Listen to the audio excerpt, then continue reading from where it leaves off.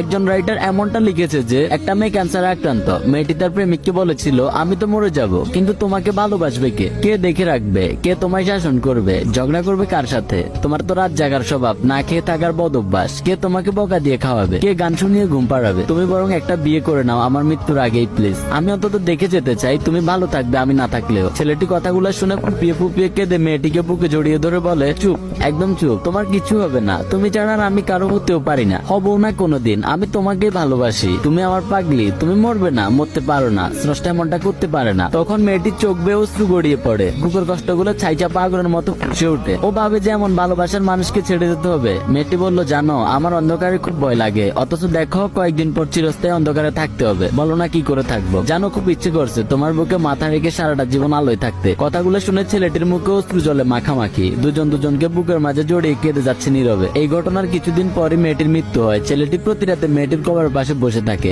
একের পর এক মোমবাতি জ্বালিয়ে মেয়েটির কবর আলোকিত করে। রাতে ছেলেটি ঘুমায় না, এই ভেবে যে তার প্রিয় মানুষটা অন্ধকার সহ্য করতে পারে না। ইদানিং ছেলেটিরও ক্যান্সার ধরা পড়েছে, খুব টেনশন আছে ছেলেটি। মৃত্যুর চিন্তায় না, ছেলেটি ভাবছে সে চলে গেলে তার প্রিয় মানুষটার কবরে মোমবাতির আলো জ্বালাবে কে, সে যে অন্ধকার খুব ভয় পায়, ভালো থাকুক ভালোবাসাটাও পারে। আসলে যে